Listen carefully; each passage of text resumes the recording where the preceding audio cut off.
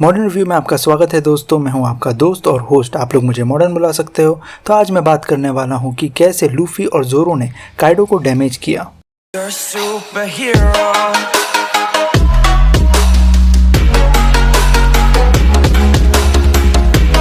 तो ये वीडियो देखने से पहले अगर आपने मेरा हाकी और तीनों टाइप्स की हाकी का वीडियो नहीं देखा तो पहले वो देख लो तो अच्छा होगा, क्योंकि इस वीडियो में हम हाकी पर बात करने वाले हैं। तो चैप्टर 1010 में जोरो और लूफी ने काइडो को डैमेज किया तो हमें पता चला कि काइडो कॉन्करर हाकी से अपनी बॉडी और वेपन को कोट करता है और जोरो ने अनइंटेंशनली कॉन्करर हाकी यूज किया अशूरा टेक्निक में, और लूफी समझ गया कि कैसे कॉन्करर हाकी यूज करते हैं। तो लूफी और जोरो ने कैसे काइडो को डैमेज किए और कॉन्करर हाकी कैसे काम करती है उसको समझने के लिए हमें वोल्केक आइलैंड आर्क में जाना पड़ेगा। चैप्टर 859 में कपोन बेज बिग मॉम को असैसिनेट करने का प्लान बताता है कि कैसे बिग मॉम की स्किन को पेनिट्रेट करना इम्पॉसिबल है, पर एक बार मदर कैरामेल की फ्रेम टूट गई थी और बिग मॉम शॉक में चली गई थी और कॉन्करर हाकी रिलीज कर रही थी, पर जब वो गिरी उसके नीज पर तो उसके नीज से खून निकला। तो अब हम फास्ट फॉरवर्ड करते हैं टी पार्टी में, जब as per plan big mom shock में गई थी पर मिसाइल्स टच नहीं कर पाई बिग मॉम को कॉन्करर हाकी की वजह से। फिर जब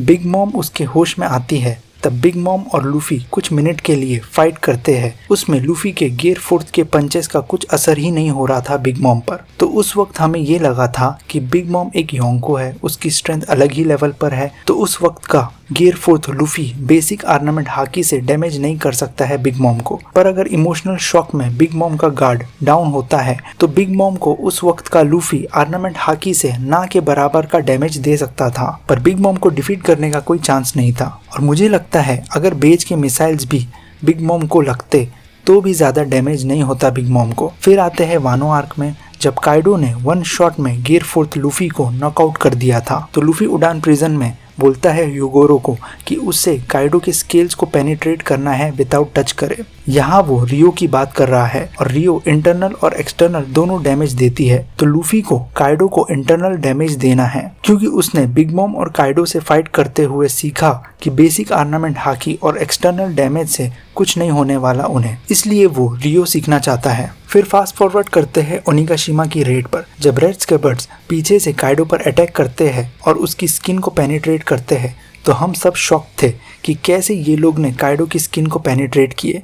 तो चैप्टर 1010 से हमें पता चला कि योंको तो स्ट्रॉन्ग है ही, पर उनकी स्किन को पेनिट्रेट करना इसलिए इम्पॉसिबल है क्योंकि वो लोग अपनी बॉडी को कॉन्करर हाकी से कोट करते हैं। और बार बार ये कहा गया है कि काइडो की स्किन को पेनिट्रेट करना बहुत मुश्किल है, इवन मरीन्स भी उसे नहीं मार पाए थे। तो यहाँ हम ये कह सकते हैं कि काइडो की कॉन्करर हाकी बिग मॉम से स्ट्रॉन्ग है। और जब रेड स्केबर्ड्स ने सरप्राइज अटैक किया, काइडो इमोशनल शॉक में गया था क्योंकि उसे ओडन दिखा था। तो कॉन्करर हाकी को टैकल करने का पहला तरीका तो समझ आ गया बिग मॉम और काइडो के एग्जाम्पल से कि जब यूजर इमोशनल शॉक में जाता है तो यूजर की कॉन्करर हाकी का कोड कुछ टाइम के लिए खत्म हो जाता है, क्योंकि कॉन्करर हाकी की मेन पावर तो यही है कि दूसरे की विल को ओवर पावर करना। तो जब यूजर की खुद की विल टूट जाती है शॉक से तो कॉन्करर हाकी यूजर यूज नहीं कर सकता है कुछ मोमेंट्स के लिए, जब तक यूजर फिर से नॉर्मल स्टेट में नहीं आ जाता। फिर आते हैं चैप्टर 1010 पर, तो जब काइडो ने एक्सेप्ट किया कि वो कॉन्करर हाकी से अपनी बॉडी कोट करता है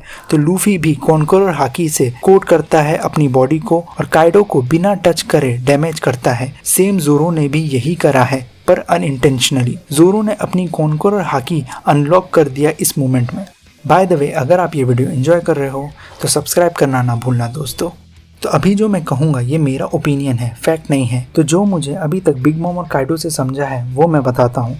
काइडो और बिग मॉम की बॉडी इम्पेनिट्रेबल है क्योंकि वो लोग कॉन्करर हाकी से अपनी बॉडी को कोट करते हैं, पर अगर कोट नहीं भी करे तो कोई भी रूकी पर्सन बेसिक आर्नामेंट हाकी से बिग मॉम और काइडो को डैमेज नहीं कर सकता बिकॉज वो लोग बहुत स्ट्रॉन्ग है। पर अब लूफी फर्स्ट कमांडर के इतना स्ट्रॉन्ग है या फर्स्ट कमांडर से स्लाइटली ज़्यादा स्ट्रॉन्ग है, तो उसकी बेसिक आर्नामेंट हाकी से काइडो और बिग मॉम को थोड़ा डैमेज होगा अगर वो लोग कॉन्करर हाकी उस वक्त यूज नहीं कर रहे हैं तो। इसलिए लूफी रियो यूज करना चाहता था ताकि वो काइडो को इंटरनल डैमेज दे सके, पर अभी तक की फाइट में भी लूफी ज़्यादा डैमेज इसलिए नहीं दे पा रहा था काइडो और बिग मॉम को कॉनकर हाकी के कोड की वजह से लूफी के रियो का इतना इफेक्ट नहीं पड़ रहा था। तो क्वेश्चन आता है, अगर काइडो और बिग मॉम अभी कॉनकर हाकी का कोड यूज नहीं करेंगे तो क्या लूफी के रियो अटैक से हैवी डैमेज होगा दोनों को? और जवाब है हाँ, लूफी हैवी डैमेज दे सकता है रियो से अगर कॉनकर हाकी का कोड नहीं है तो।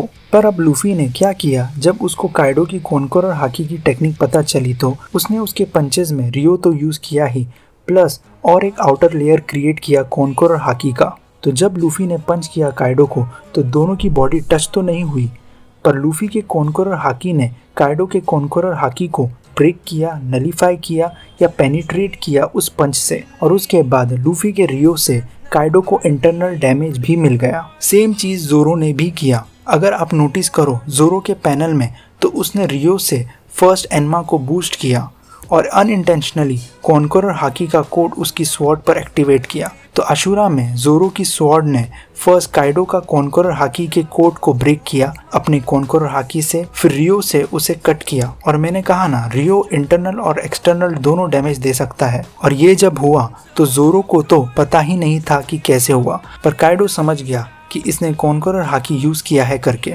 वैसे ही जब रॉजर व्हाइटबियर्ड की क्लैश हुई थी तो ओडन शॉक था कि दोनों की वेपन्स टच क्यों नहीं हो रहे हैं। तो मुझे लगता है जब ओडन रॉजर की शिप पर चला गया तो ओडन ने रॉजर से सीखा कि वो टेक्निक क्या थी करके, और फिर उसने काइडो के अगेंस्ट कॉनकर हाकी यूज किया उसे कट करने के लिए। तो अब हमें काइडो और बिग मॉम के इम्पेनेट्रेबल स्किन का सीक्रेट पता चल चुका है और दो तरीके भी पता चल गए हैं कॉनकर हाकी के कोड को टैकल करने का। एक इमोशनल शॉक, दूसरा कॉनकर हाकी का कोड प्लस रियो से अटैक करना है कॉनकर हाकी के कोड पर। और एक मुझे वे लगता है कि कब कॉनकर हाकी यूज नहीं कर सकते। मरीन फोर्ड वॉर में व्हाइटबियर्ड कॉनकर हाकी यूज नहीं किया, आई थिंक बिकॉज वो बूढ़ा हो गया था और वीक था उसकी हेल्थ प्रॉब्लम्स की वजह से, या ओडा ने उस वक्त कॉनकर हाकी का कोड का कॉन्सेप्ट बनाया ही नहीं था। By the way, last chapter में लूफी इम्प्रेसिव लग रहा था काइडो के सामने, but I think Kaido punches इसलिए खा रहा है क्योंकि वो शॉक हो गया है कि कैसे लूफी कॉनकर हाकी का कोड यूज कर पा रहा है इसलिए। और मुझे लगता है काइडो फिर से खड़ा होगा, लूफी को डिफिकल्ट पड़ेगा क्योंकि लूफी और काइडो की कॉनकर हाकी में कोई डाउट तो है नहीं कि काइडो की कॉनकर हाकी स्ट्रॉन्ग है, बट लूफी फाइट के बीच में धीरे धीरे इम्प्रूव करेगा, मे बी और may be not 1-on-1 fight जीतेगा। तो दोस्तों, कैसा लगा ये थियरी वीडियो? कमेंट्स में ज़रूर आपकी राय बताना इस वीडियो पर, और अगर आपको थियरी अच्छी लगी तो वीडियो को लाइक और शेयर करें, सब्सक्राइब भी करें इस चैनल को, इंस्टाग्राम पर भी मुझे फॉलो करें। तो मिलते हैं अगले वीडियो में। You're a superhero.